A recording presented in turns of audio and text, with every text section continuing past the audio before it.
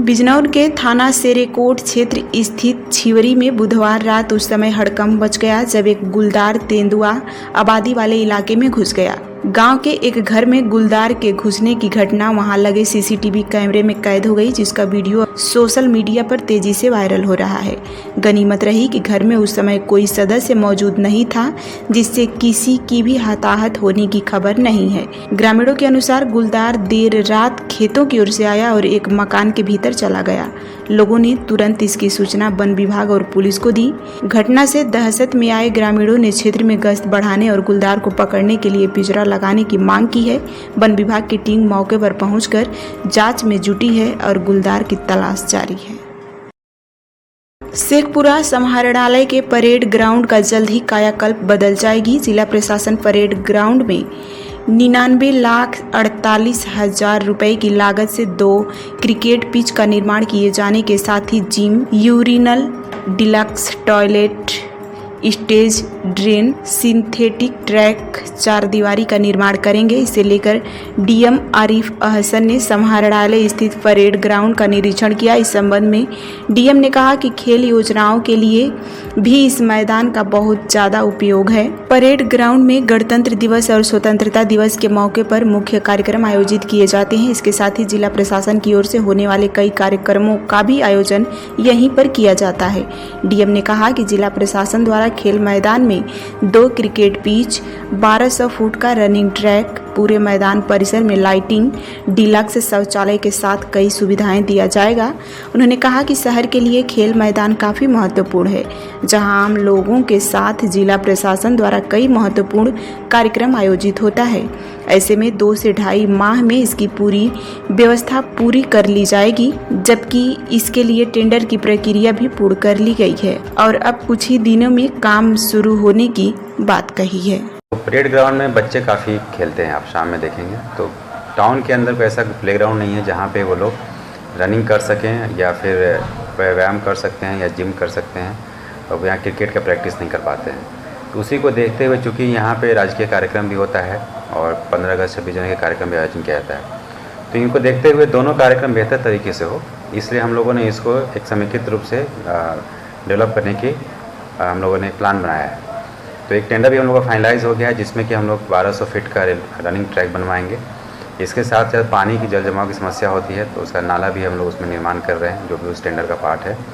इसके अलावा 2 cricket pitch हम लोग बनाएंगे एक कॉर्नर में, ताकि जो बच्चे खेलते हैं क्रिकेट, उन लोगों को प्रैक्टिस करने में आसानी होगी। इसके अलावा फ्रंट साइड में बाउंड्री वॉल नहीं था, बाउंड्री वॉल बन जाने से भी ग्राउंड हमारा सिक्योर हो जाएगा। इसके साथ साथ वहाँ पे शौचालय की व्यवस्था नहीं थी, तो 2 डिलक्स शौचालय वहाँ पे हम लोग बनाएंगे, ताकि जो बच्चे खेलते हैं उसका इस्तेमाल कर पाएँ। इसके अलावा पूरे ग्राउंड को प्रकाशमय करने के लिए हम लोगों ने चारों तरफ 20-20 मीटर की दूरी पे पूरे सरकमफ्रेंस में उसका हम लोग लाइटिंग की व्यवस्था कराएंगे, और एक साथ हम एक जगह हम लोग हाई मास्ट भी लगाएंगे।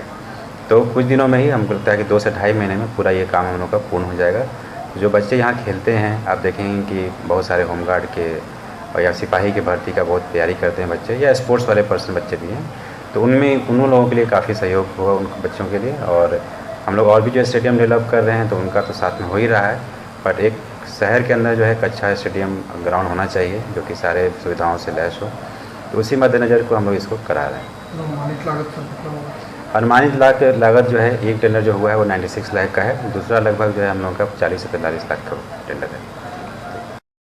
अयोध्या में कारगिल विजय दिवस की पूर्व संध्या पर भूतपूर्व सैनिकों और शहीद सैनिकों की वीरांगनाओं को सम्मानित किया गया। यह सम्मान समारोह सर्किट हाउस के सभागार में आयोजित हुआ, जिसमें प्रदेश के कृषि मंत्री और जनपद के प्रभारी मंत्री सूर्य प्रताप शाही ने मुख्य अतिथि के रूप में शिरकत की।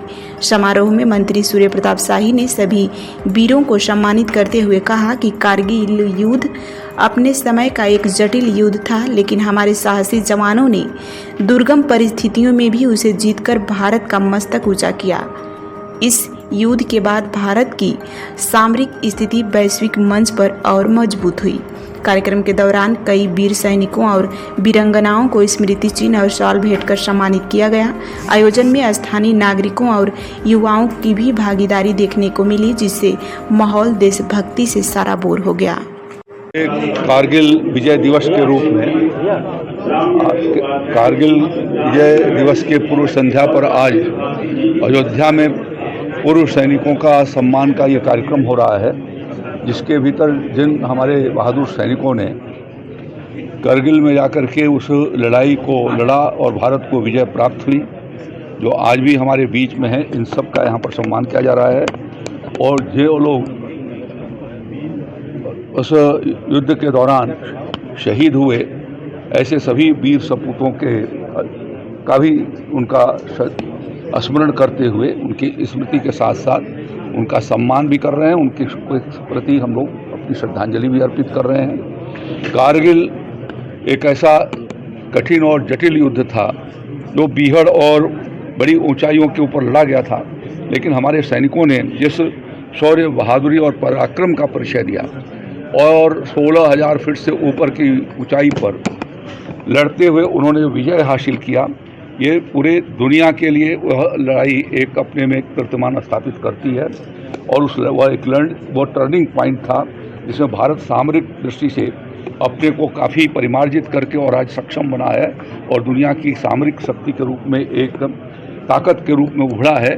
उसके पीछे, उसके बैकग्राउंड में कारगिल युद्ध भी हमारा है, जिसके भीतर हमारे बहादुर सैनिकों ने अपने पराक्रम से विजय हासिल की। हम सब उनका सम्मान भी करते हैं और पूरा देश उनके उस वीरता पर गौरवान्वित है। और जो शहीद हो गए, उन शहीदों को स्मृति में हम उनको श्रद्धांजलि भी अर्पित करते हैं और उनके परिवार के प्रति संवेदना भी प्रकट करते हैं।